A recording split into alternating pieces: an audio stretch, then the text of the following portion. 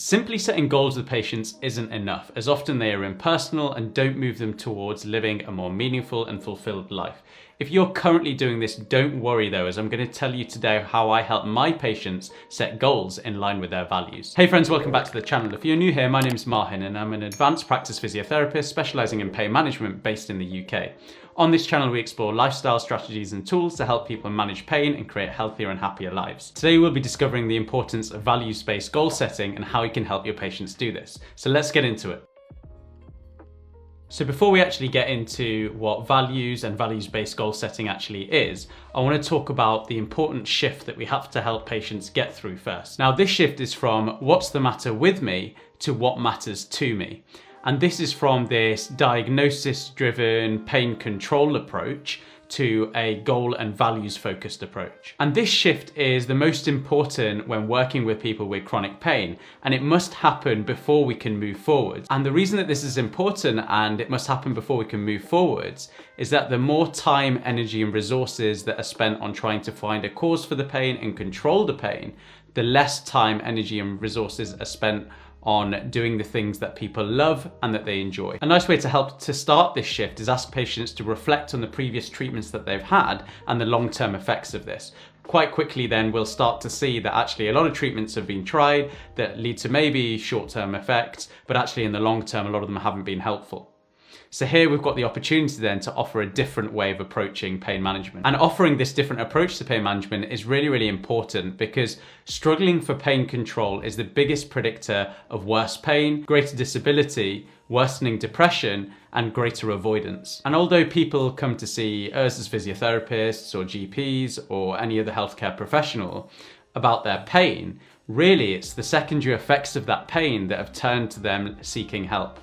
And these secondary effects of the pain can be things like relationship troubles, financial difficulties because of their inability to work, the effects it's having on their mental health, and their inability to maybe socialize as well as they have done before. We may not always be able to help the pain immediately, but perhaps we can help them by returning to some of the activities that they enjoy. So ask your patients, are the strategies that they're currently using to control the pain helping them live the life that they want? If not, can we move forwards in the presence of pain, if it's going to be there anyway, towards the life that they want to lead? Explain that engaging with valued activities, which we're going to touch on in a moment, is the most important thing for pain management. Reflecting on the pain cycle by Live Well with Pain can be a really, really helpful way of helping the patient see some of their own experiences within this cycle. Now, this cycle touches on various things and it's a really good cycle to have in clinic with you that you can give to the patient and they can see a lot of kind of their own experiences within that. Now, I've got a simplified cycle that I use in clinic and I just draw this up. This is not as prettily kind of made up in clinic. This is just drawn on a bit of paper with some arrows going around. But I explain that, okay, when we have the pain, naturally, there is a fear or a concern, that the worry that the pain is going to get worse, so we're going to do something to flare up that pain. Now that fear and worry leads to us avoiding certain things over time, and those things are usually things that create more pain. When we're avoiding certain activities, it means that we lose some function around that activity and we lose some strength and general fitness alongside that. If we're not able to do the things that we enjoy, that has an impact on the way that we're feeling and can lead to low mood.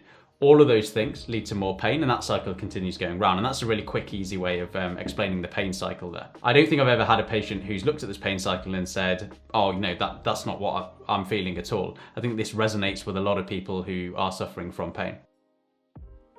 So what actually are values? Well, I'll let you know my 3 kind of core values, which can help you maybe identify what your own values might be. So my values are personal growth, kindness and helping others, and fun and freedom. And I kind of group kindness and helping others and fun and freedom together with that.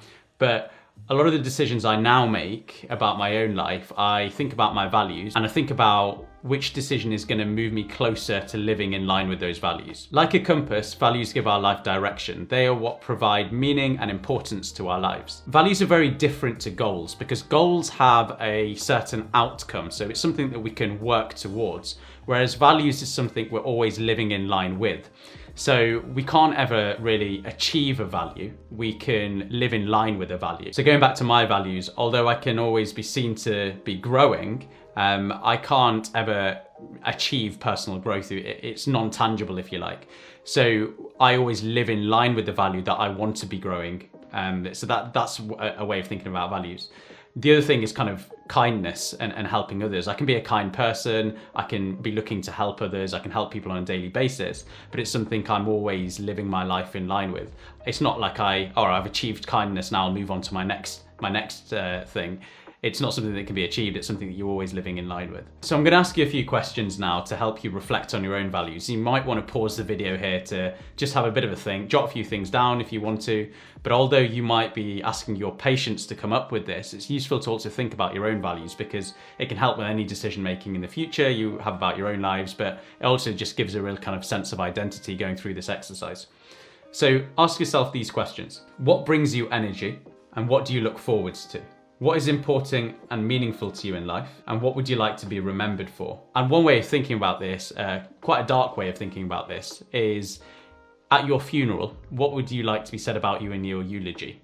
Or what would you like to have on your headstone, for example, on your grave?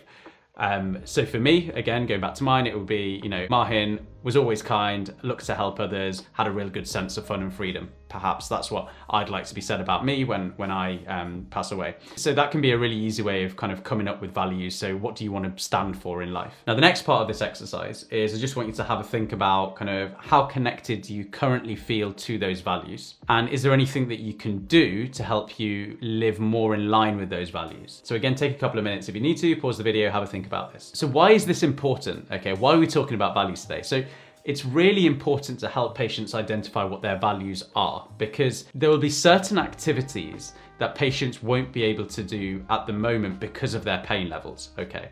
But if we can identify the value underlying that activity, then we can help them maybe engage with that value in a very different way. So let's think about it this way. Let's say that a patient comes to you and they say that they really miss playing squash, okay? They used to really enjoy playing squash and they can't do it anymore, and that's really impacting the way that they're feeling, and they really want to get back to it. So if we can find out what the value underlying the activity of squash is, we can maybe help them engage with that value in a different way. So let's say that the value underlying squash is they like to be healthy, okay? They like that sense of fitness. But also let's say that they play with their best friend and there's a social element around that. So spending time with a friend and maintaining fitness might be two of their values, okay? Now we might be able to help them engage a different way. So they may be able to maintain fitness in a different way, and they may be able to spend time with that friend doing a different activity that they can do. So actually by identifying the value underlying squash in this example, helps patient engage with their values in a different way, which creates a sense of happiness, but also helps them to manage pain better because they're doing the things that they enjoy and they love again. The other reason identifying values is really important is patients will have a certain amount of energy that they can use if they're struggling with fatigue, but also there may be certain things that flare up their pain. Now, by identifying what their value is, if there are certain activities that are in line with their values, they may be more willing to go through increases of their pain to engage with that activity. So let's say that they are currently cleaning the house once a week, so one day in the week, and that is really flaring up their pain afterwards. Now, they don't really enjoy cleaning the house, it's just something they have to do. Okay.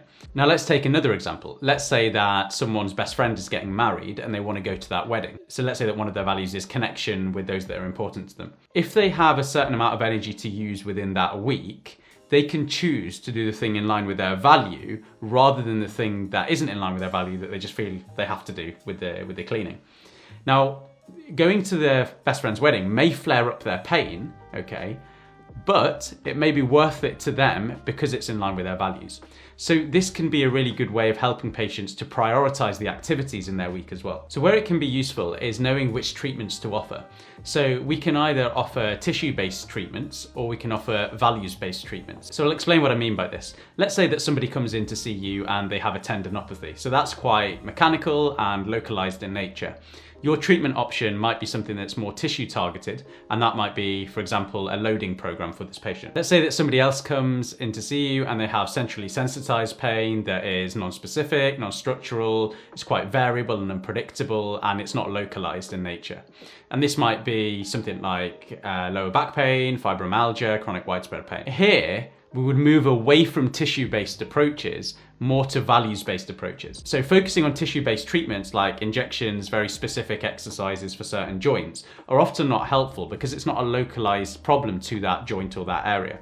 But actually, in these cases, the whole pain system as a whole, the whole nervous system has become overprotective, okay? And what we're looking to do is help the nervous system here. And the way to help the nervous system is to help people get back to the things that they enjoy and they love doing, okay? So here is where we'd move towards a values-based approach. But we're going to go into more detail about this now. So once we've identified the values for a patient, we can then set goals around this value.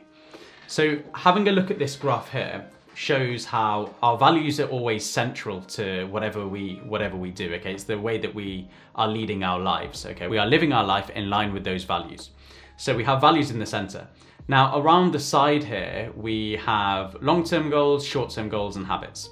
So we can set long-term goals around these values. And these goals should be functional rather than pain specific, because we can't always influence pain, but we can have more of an impact on function. So I'll take an example from one of my own patients that came to me and we set this long-term goal. So the long-term goal was to be able to dance for 30 minutes with her partner. And we set this goal for 6 months' time. I always put 6 months on just as a bit of an arbitrary figure, just to help people kind of think about the long-term thing, something they'd like to get back to. Okay, now we got into a bit of a deeper chat with this, and what we found was underlying that goal, the values were firstly spending time with her partner, that was one value, but also music. They both really enjoyed music. And one of the ways that they would enjoy it is dancing together. I'm going to take another example from a different patient now around a long-term goal that we set together again. So this goal was to be able to walk half a mile to the park to take her kids there. And again, we talked about what the underlying value might be, and the underlying value was that she wants to be a good parent. Being a good parent to her was really, really important. Okay, so that's the value. Now, taking both of these big goals that we've just set for 6 months' time, they can seem really overwhelming and often unachievable at the start, okay? So this lady was not even able to dance for, a couple of minutes, and she wants to be able to dance 30 minutes with her partner. The other lady, she wasn't able to walk 5 minutes, let alone half a mile. Okay, so these were big goals that we're setting in the future. They can seem quite daunting initially. So what's really important is that we then help them to break down that long-term goal into shorter-term goals. And I often try to get them to come up with these shorter-term goals. So we ask them, how can we move towards that long-term goal? So what can we do in the next week or even month that moves you one step closer? So the first lady, she said to me, maybe I'll find a suitable time in the week to listen to some music with my partner. So she was living in line with her value there because she was spending time with her partner and she was able to listen to music. So she was living in line with both of those values there. The other lady said to me, I can maybe walk for 5 minutes every day for the next week, and I'll take my son with me while I do that. So she's spending time with her son, okay, engaging with her son, so being a good parent, but also moving towards that longer term goal of walking to the park. Breaking goals down into short term goals is important because if we're achieving a short term goal, we're getting that quick win. And when we're getting that quick win, we're getting that feeling of success and it increases our motivation. And then that becomes an automatic behavior in the future. And then that behavior is repeated and people move towards their goals quite nicely. Without breaking down those big goals, they can become overwhelming, they can reduce motivation, and they can lower mood in the long term. So what if the patient is really, really focused on the goal of pain relief? How can we help them think about other goals, more functional goals or more goals in line with their values? We can ask them a series of questions, and these are the ones that I typically ask them. One of them is, if I had a magic wand to get rid of your pain, how would your life look different? Obviously, make it clear that you don't have a magic wand because we don't want to, insinuate that we can get rid of the pain just like that. So be clear about that. Communication is key with any of this. And then ask them, so if I had a magic wand to get rid of your pain, how would your life look different? And can we begin working towards this in the presence of your pain? Okay, so that's one kind of line that I go down, probably one that I use the most. The other question that we can ask is, what did you previously enjoy that you would like to return to? This can be helpful, although it may not always be possible to return to all the same activities as we did before, but we can use this question to help then elicit values from the activities that previously enjoyed, as we've mentioned before. Another question is, what important activities are you struggling to engage with currently? And finally, what does normal look like to you? So a lot of patients will come in and they say they want to return back to normal. So push further, say, okay, why? Explain to me what normal is. What does normal mean for you? And they'll hopefully go into a little bit more. To find out other ways that you can help your patients, check out my playlist that I've designed to help professionals working with those people in chronic pain. Thanks for watching, take care, and I'll see you next week.